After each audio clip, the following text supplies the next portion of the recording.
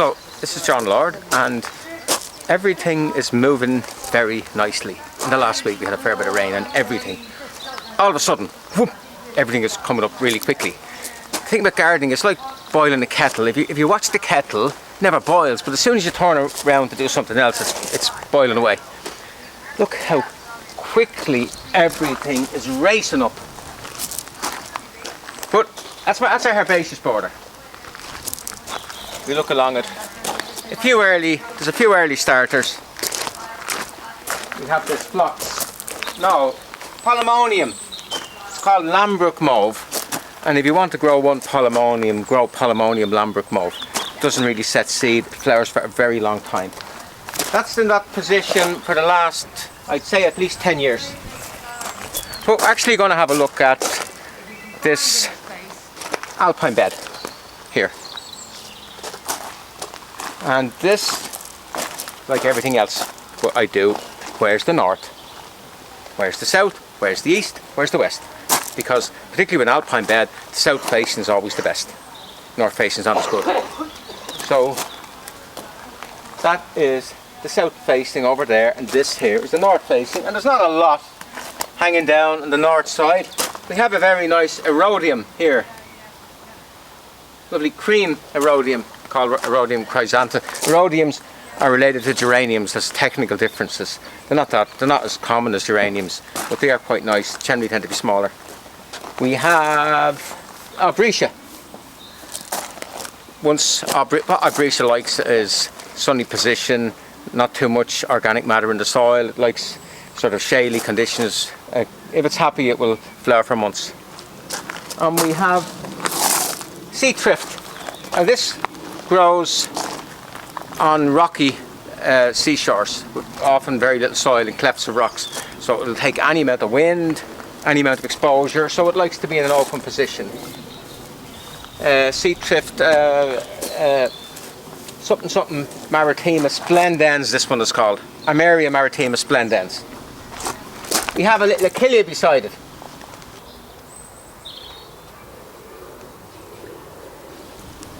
A little silver Achillea, and what I try to do is have flattish stuff, and then I try to come up to have taller stuff, and not have everything the same. And later on, some of the middle stuff will come up that bit taller, so we'll have a little bit more variety in terms of height. Particularly nice one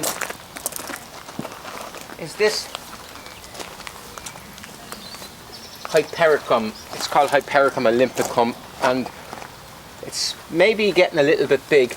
I cut it hard. It has lovely, very large flowers, and after flowering I cut it really hard, and back it comes again. And look at this here. This is actually a member of the Carnation family. It's called a Sagina, and it's like moss, but it's actually a mini, like a carnation that went higher and higher and higher up the mountains, and it got smaller and tighter all the time because the wind is blowing at it, so it hunches down and the leaves get smaller and smaller, and that would never do in the shade, because plants with bigger leaves will shade it out, but when it's out in the open, it's perfect. Now what we do with that, about every 3 years, 4 years, you just lift the whole lot, break it up, put a few bits back. Now we go over to the south side, the sunny side of the street, sunny side of the border. You can see the way stuff's hanging down. Facing south, getting the sun. See my shadow? Getting full sun. And by the way, this is our garden centre here. If you can just have a quick look there, that's our garden centre. Over there, that's where we sell our plants. That's where we try to get our customers to buy a few things. Here, Phloxes, Alpine Phloxes. That's McDaniel's cushion.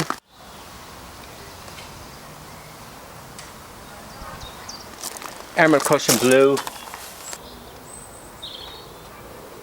And this is a Gypsophila. Now normally you see the big Gypsophilas, they use them in flower arranging, but this is one called muralis.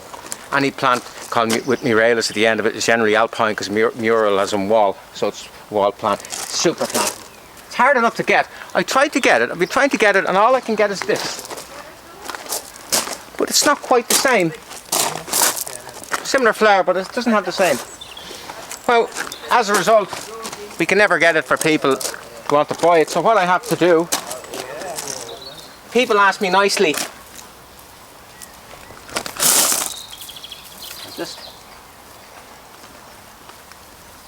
get them a little piece.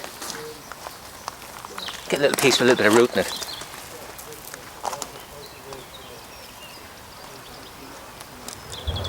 See, like that. You can have that for free, sir, with the other 150 quid's worth of plants you bought. Well, I know, we wouldn't be doing that. So anyway, that's Gypsophila. The smaller of the geraniums, that's, I think, subcaulescens. Look at gorgeous colour it is. I always like to get a few grassy bits. That's the smelly, garlicky one, Tulbaghia. Unlike garlic, it flowers continuously through the whole summer.